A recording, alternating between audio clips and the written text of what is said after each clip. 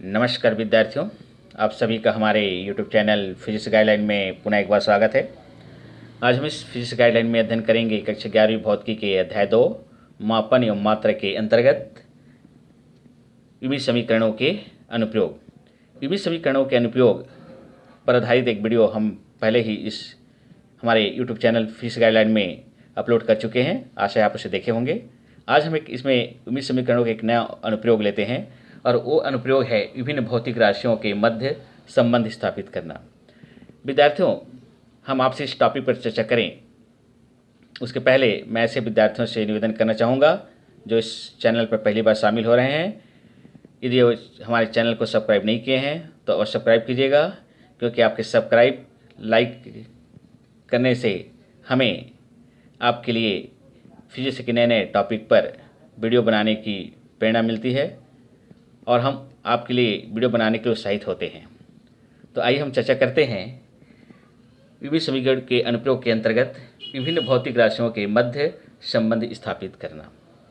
विद्यार्थियों, यदि हमें यह ज्ञात हो कि कोई भौतिक राशि अन्य किन किन भौतिक राशियों पर निर्भर करते हैं, तो हम विभिन्न समानता के सिद्धांत का उपयोग करते हुए उनके मध्य संबंध स्थापित कर सकते हैं।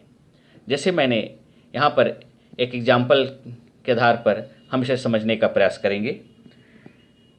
इसका एक अनुप्रयोग हम आपके सामने प्रश्न के रूप में रख रहे हैं कि यदि किसी सरल लोला का आवर्तकाल, उसकी लंबाई तथा गुरुत्वीय त्वरण पर निर्भर करती है, तो विमी विधि से सरल लोला के आवर्तकाल के व्यंजक ज्ञात कीजिए। विद्यार्थियों,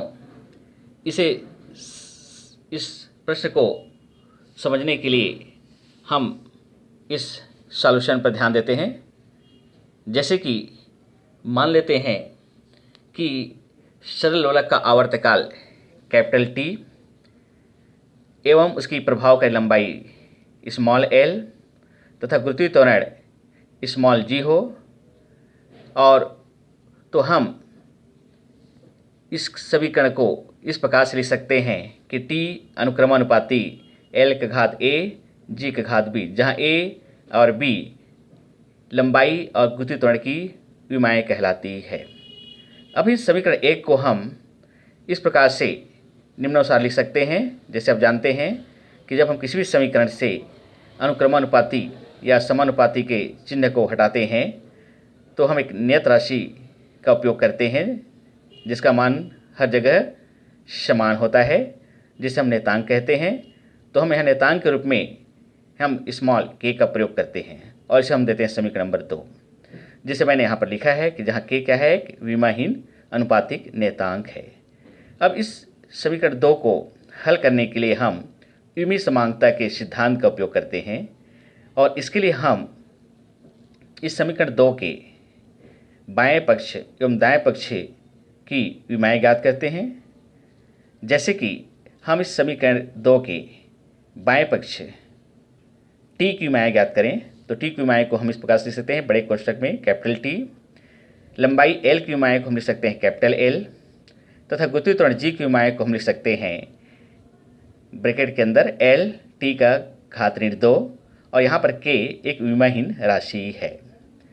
अब हम इस समीकरण 2 में इन भौतिक राशियों की विमाओं को लिखते हैं तो हमें इस प्रकार से समीकरण प्राप्त होता है।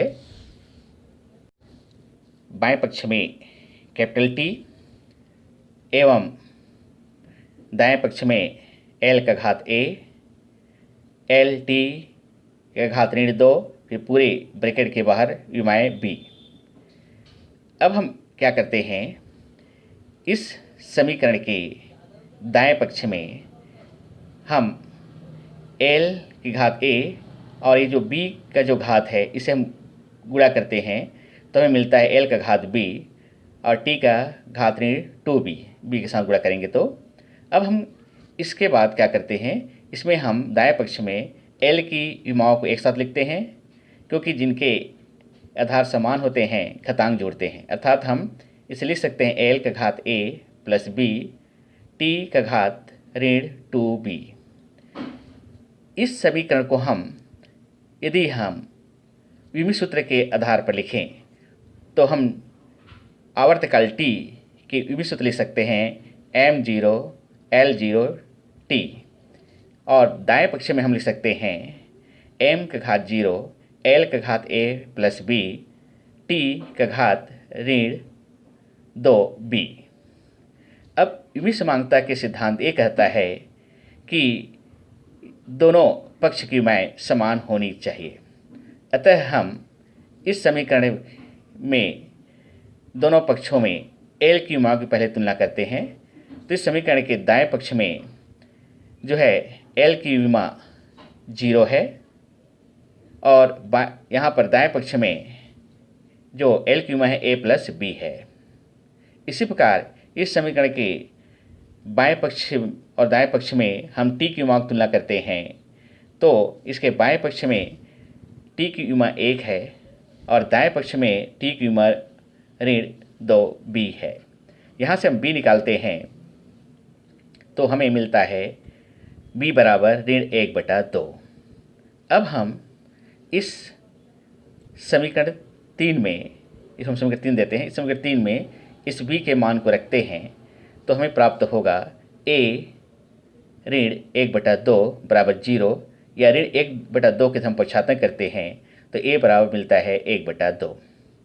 अर्थात अब हम इस a और b के मान को हम समीकरण 2 में रखते हैं।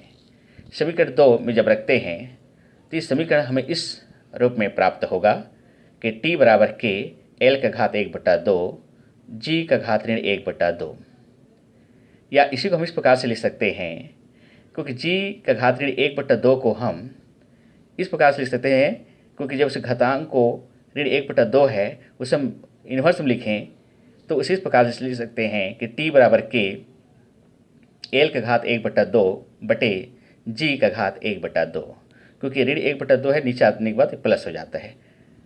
या इसमें से हम 1/2 को बाहर लेकर इस प्रकार से लिख सकते हैं कि t बराबर k ब्रैकेट में L अपान g 1/2 घात, और 1/2 घात का तात्पर्य है रूट, अंडर रूट। तो इस समीकरण को हम लिख सकते हैं t बराबर k अंडर रूट L अपान g, और यही जो है आवश्यक समीकरण है या अभिष्ट व्यंजक है, जिसे हमने विमीय समीकरण के उपयोग के आधार पर इन भौतिक राशियों के बीच संबंध ज्ञात कर लिया, और संबंध के आधार पर हमने एक सूत्र प्राप्त कर लिया। तो विद्यार्थियों, आप सभी इस वीडियो को एक बार शुरू से अंत तक अवश्य देख लीजिएगा, और हो सके तो बहुत अच्छे से एक नोट्स तैयार कर लीजिएगा। इसी तरह के अन्य प्रश्नों पर भी आप विमीय समीकरण का उपयोग कर सकते हैं। तो यदि आपको ये वीडियो अच्छा लगता है तो आप लाइक कीजिए, शेयर कीजिए, सब्सक्राइब कीजिए।